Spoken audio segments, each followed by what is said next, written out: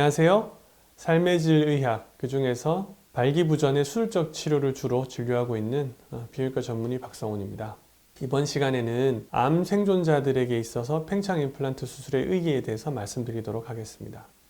암 생존자, 암 치료 혹은 수술을 받고 이제 완치 판정 혹은 관해라고 하죠. 그런 판정을 받으신 분들 얘기하는데 제일 많기로는 전립선암 수술을 받으시거나 방광암 혹은 대장암 이런 암들에 대해서 수술을 받으신 분들을 이제 주로 얘기할 수가 있을 것 같아요. 암 생존자라고 하면 저희가 얘기하는 전립선암, 방광암, 대장암 이런 유들은 골반이라고 하는, 우리가 골반강이라고 하는 그 소위 말하는 배 아래쪽 부분에 생기는 암종들이에요.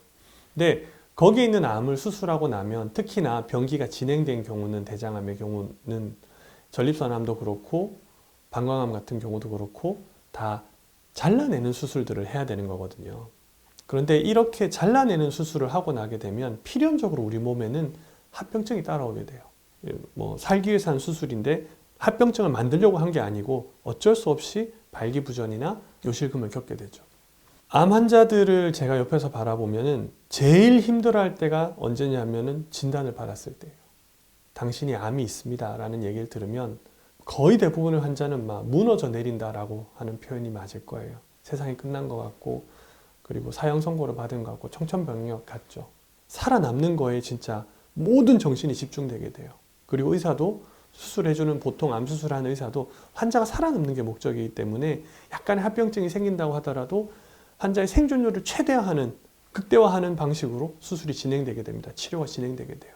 그래서 수술하고 나면은 처음 한두 달 정도는 환자가 다른 얘기를 하질 않아요. 상처 부위가 잘 아물었나 안 아물었나, 그리고 실밥 뽑나 안 뽑나 이런 것만 신경을 쓰게 돼요. 한 3달 정도쯤 되게 되면은 자기 몸의 수술로 인한 변화를 좀 더 제대로 지각할 수 있게 돼요. 발기가 안 되네, 혹은 소변이 새네, 요실금이 있네, 이런 부분들이 보이지만 그래도 내가 살아남았는 게 어디야 라는 생각에 다른 생각을 잘 못하게 되는 경우들이 많아요. 근데 한 6개월 정도 되면은 이제 좀 더 잘 보이게 되는 거죠. 내가 암이 생기기 이전의 삶하고 너무 많이 바뀌었다라는 느낌을 받게 되는 거예요. 그때부터. 대체로 6개월 정도쯤 됐을 때부터는 환자가 암 수술 받은 것으로 인한 불편함이 눈에 많이 보여요.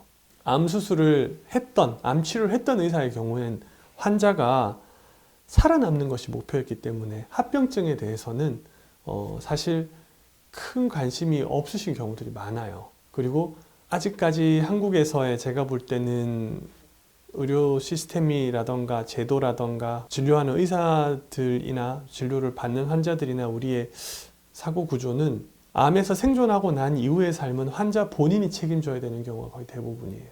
그거를 누가 관심을 가지고 어떻게 도와주거나 이런 부분들이 좀 미흡한 부분들이 많아요. 특히나 전립선암이나 방광암 수술 같은 경우에 발기부전이 생겨도 요실금이 생겨도 살아남았으니까 그냥 그 정도는 만족해야 되는 거 아니냐라는 인식들도 있고 기다려 봅시다라고 미루게 되는 경우가 많죠.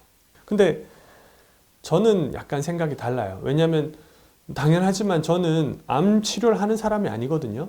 암 수술을 받고 살아남은 사람들을 주로 보는 사람이잖아요. 보는 의사잖아요. 물론 팽창 임플란트 수술이 암 수술 받았던, 암 치료 받았던 사람들만을 위한 것은 아닙니다만은 암에서 살아남은 사람들이 자기 삶의 질에 대해서 좀 더 우리가 신경을 써야 되는 거 아닌가? 그들이 좀 더 이런 거에 대해서 좀 도움을 받을 수 있어야 되는 거 아닌가? 그 생각을 저는 많이 하거든요. 그럼 제가 왜 암에서 생존한 사람들에게 이 팽창 임플란트 같은 치료들이 의의가 있다고 생각하냐 하면은, 암에서 생존한 사람들이 단순히 그냥 사는 게 아니잖아요. 그냥 밥만 먹는다고 사람이 행복한 게 아니잖아요.